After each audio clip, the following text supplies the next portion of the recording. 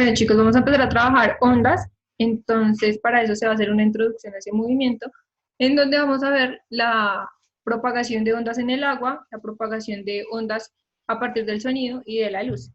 En física, una onda consiste en la propagación de una perturbación de alguna propiedad en el espacio, por ejemplo, densidad, presión, campo eléctrico o campo magnético, y esto implica un transporte de energía, pero no hay transporte de materia. El espacio perturbado, o sea, ese espacio que va a cambiar, puede contener materia como aire, agua o incluso estar vacío, ¿listo? Como las ondas electromagnéticas de la luz que se propagan en el vacío. Vamos a empezar con las ondas del agua. Vamos a mirar cómo es esa propagación. Aquí tenemos un estanque y tenemos una llave o un grifo donde vamos a mirar cómo es ese comportamiento de las ondas. Aquí tenemos varias ondas o aquí tenemos una única onda que se está transmitiendo como un pulso. Vamos a poder ver esta propagación en vista superior o en vista lateral en el estanque. Aquí vamos a poder cambiar la frecuencia, entonces vamos a poder aumentar la frecuencia o vamos a poder disminuir esa frecuencia y del mismo modo vamos a poder aumentar o vamos a poder disminuir la amplitud. Esa frecuencia, chicos, está relacionada con el número de veces que aparece, sucede o se realiza esa perturbación. Entonces, la cantidad de ondas que se están propagando en este estanque. Y la amplitud tiene que ver con qué tan grandes son esas ondas desde el punto de equilibrio. Entonces, ya lo vamos a ver con las gráficas. Entonces, vamos a empezar. Y aquí lo que dejamos caer es una onda que tiene una amplitud más o menos grande, extensa, vamos a dejarlo en la mitad, y estamos viendo acá cómo empiezan a transportarse, a propagarse en esas ondas y cómo perturban el medio. Si ustedes se dan cuenta, antes de que salgan las goticas de agua, el medio está totalmente estable, pero cuando yo dejo caer la gotica de agua, perturbo ese medio, lo cambio.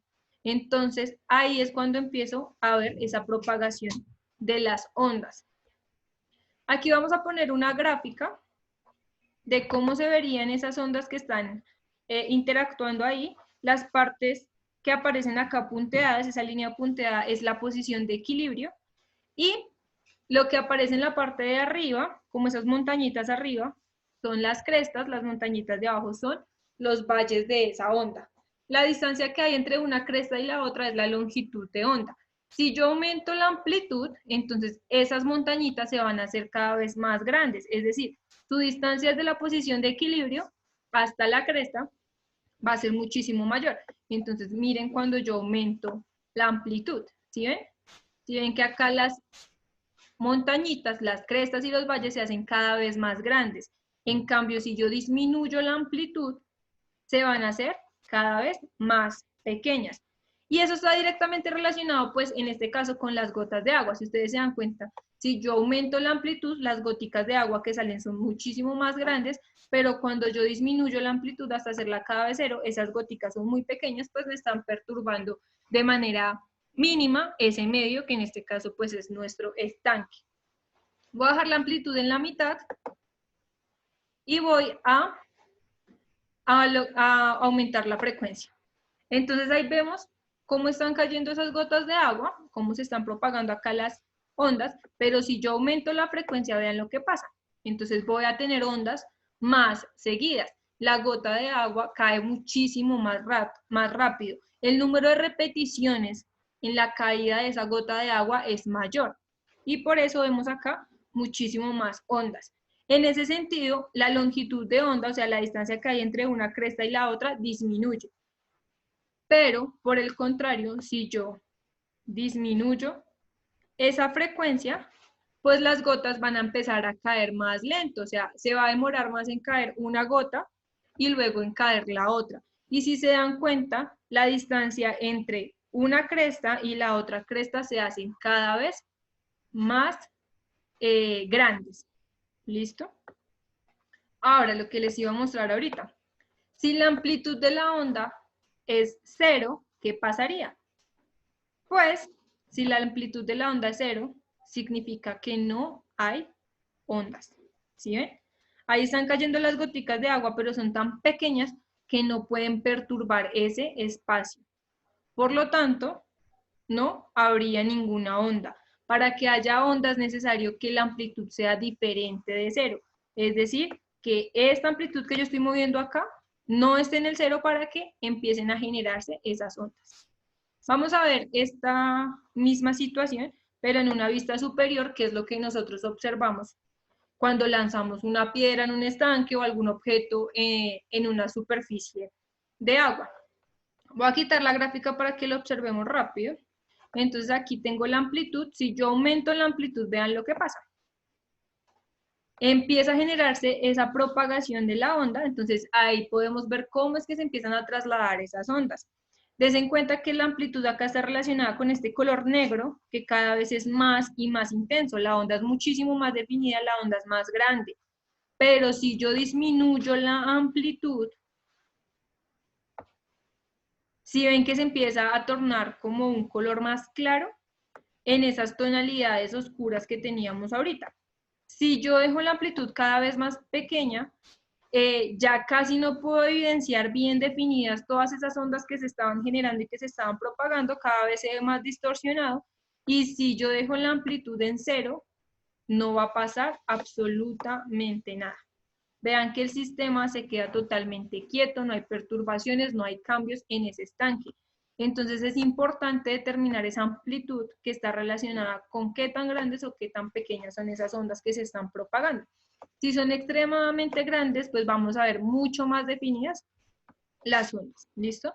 Si aumento la frecuencia, pues van a haber más ondas.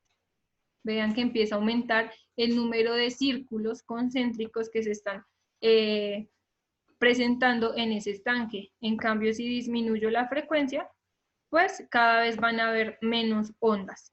¿Sí ven? Estas distancias de acá se hacen muchísimo más y más grandes. ¿Listo, chicos? Ahora, ¿qué pasaría si solo tengo un pulso? Entonces vamos a ver la propagación de una única onda. No de varias ondas como lo estábamos viendo, sino de una sola onda. Esa onda, esa gotica de agua que cayó. ¿Sí ven cómo empieza a propagarse esa onda? Si la hago pequeña, es decir, que si su amplitud es pequeñita, pues veamos cómo se propaga. Entonces vean que cada vez es menos definido, los colores casi no se notan, la propagación es muy leve. Pero si la onda tiene una amplitud grande, pues vamos a ver mucho más definida esa propagación. Y vamos a ver que el medio se perturba de una manera más eficiente. ¿Listo? Ahora vamos a ver cómo se dan esas propagaciones del sonido. Si yo prendo acá, esto es un parlante, vamos a hacer de cuenta que alguien está hablando por ahí, y entonces lo voy a encender y ahí vamos a ver cómo empiezan a propagarse esas ondas. Si nos damos cuenta, es una situación totalmente parecida, por decir que es igual a lo que estaba pasando ahorita en el estanque y la piedra. Si ven, estamos viendo unos círculos concéntricos, unas ondas que se están propagando. Si yo aumento esa amplitud, estos colores se van a hacer más fuertes, las ondas se van a ver más definidas. Si yo disminuyo la amplitud, se empieza a distorsionar esas ondas que se están propagando. Ya no veo los colores tan definidos, ya no veo cómo es que es ese comportamiento de esas ondas. ¿Listo? Si lo dejo en cero, pues no pasa nada. Si lo dejo en cero es como si nadie estuviera hablando. No se escucha absolutamente nada, no se perturba ese medio. Ese medio que estoy mirando acá, en este caso, pues es el aire, ¿listo? Entonces yo tengo que aumentar la amplitud para que pueda generarse en esas ondas que se están propagando ahí. Si aumento la frecuencia, pues ¿qué va a pasar? Que la cantidad de ondas que se están propagando van a aumentar, entonces ahí estamos viendo que la cantidad de círculos que se están generando en esta representación, pues aumentan, y si disminuyo la frecuencia, pues esa cantidad de círculos se hacen cada vez más pequeños, esas distancias se hacen más grandes, porque recuerden que estas distancias acá están relacionadas con esas longitudes de onda.